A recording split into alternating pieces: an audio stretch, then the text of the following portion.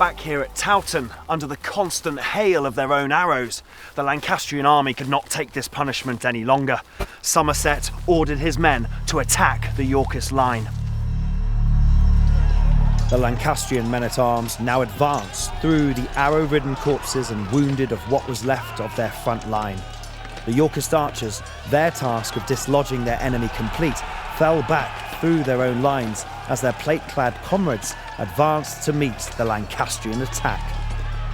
And now the two walls of men collided in a din of clashing steel and chilling yells.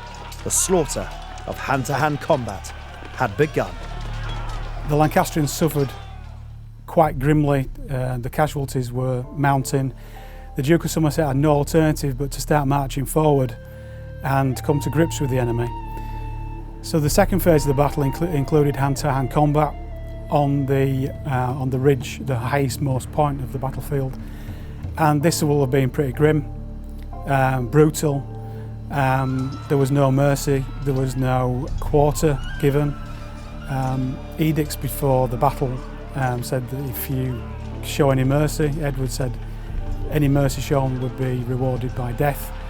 And we can expect the battlefield to be quite slushy at that time, with snow, slipping, sliding, lots of people confused, the crush of the battle, the blood, and the fact that men were dying in heaps. This continued for probably a few hours, we're told. By this time in the evolution of warfare, the cumbersome shield had been superseded by the need for more flexible protection. For the nobility and professional soldiers who provided the cutting edge of a medieval army, they looked to layers of expensive high-quality plate armour as protection against sidearms such as the mace and sword. The arm was very flexible. There's all sorts of documentary evidence to point towards this. Certainly there's an illuminated manuscript where a man in armour is doing a cartwheel in a full suit of armour. Probably no more than 60 pounds in weight. So that is probably equivalent to a modern soldier's pack. But remember, this was distributed all over the body in the 15th century. So it was being distributed rather than on the back. It was quite easy to wear rather than quite difficult to carry about. The men-at-arms at both sides hacked desperately at each other. In this bloody business of hand-to-hand combat, one weapon ruled supreme. That was the mighty poleaxe. The poleaxe was as grim a piece of medieval battle kit as was ever invented. The weapon of choice for many medieval men-at-arms, it was a lethal combination of blade, spike and bone-crushing hammer. It was very difficult to puncture armour, but there were specific weapons that were used and formulated to do that, like the poleaxe and the warhammer, which would puncture the armour and be used as like a medieval can opener to try and get to the flesh underneath. Kevin, this is a deadly weapon. The sharp edges, the point, the hammer. Tell me a bit more about this poleaxe. Well, it had such effect. It's actually in English, isn't it? Being poleaxed, being whacked round the head with one of these.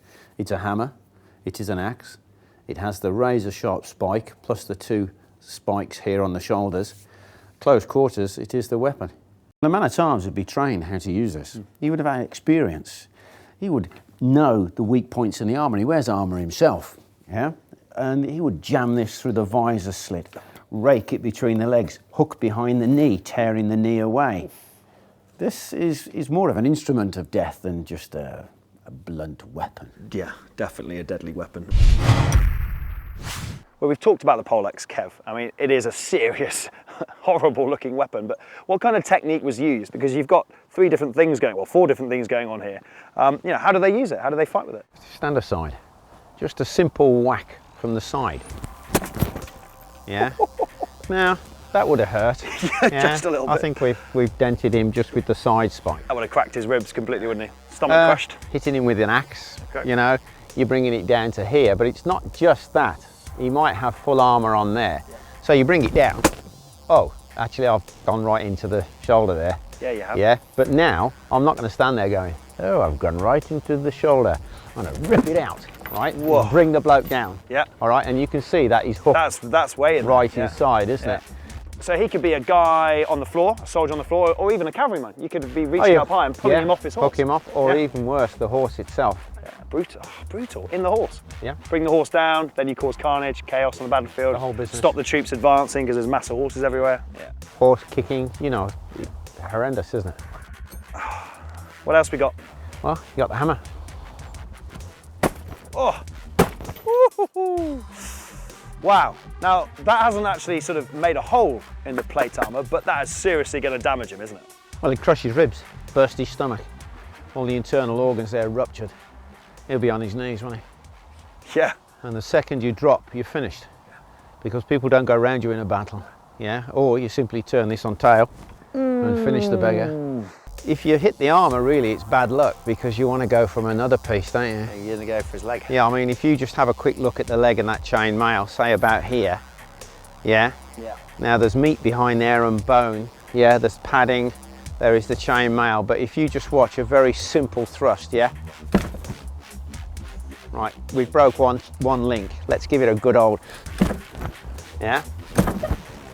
We're going through each time. Yeah. Yeah, opening up the links. You've gone right through the jerkin, padded jacket as well. Yeah, down into the leg. Oh, Yeah, yeah. it's all going to hurt, isn't it? Yeah, oh, that's quite nice, actually. It does the job, eh? It's a formidable weapon, isn't it? It's a hybrid weapon. It's a real killer. Yeah, you got your axe, you've got your spike, you've got your hammer. You can see why it was the weapon of choice on the battlefield and the destruction that it caused. Oh yeah. Shall we just leave it there? Back at Towton, the poleaxe was just one of many weapons used in the brutal close-quarter hacking that characterised medieval combat. Most men met their death at a distance of less than 3 feet, the length of a handsword. As the snow-covered ground became stained with blood, bodies started to pile up, which made the lung-bursting work all the more harder. The fighting continued for hours in the freezing conditions. Men on both sides were exhausted and the outcome was still in the balance. But as time wore on, the greater numbers of Lancastrian troops began to tell. The Yorkists, outnumbered and still feeling the effects of the quick march north, began to give ground on the left of their line and were slowly being forced to retreat up the slope at the southern end of the battlefield. For Edward, this was the key moment in his short reign so far.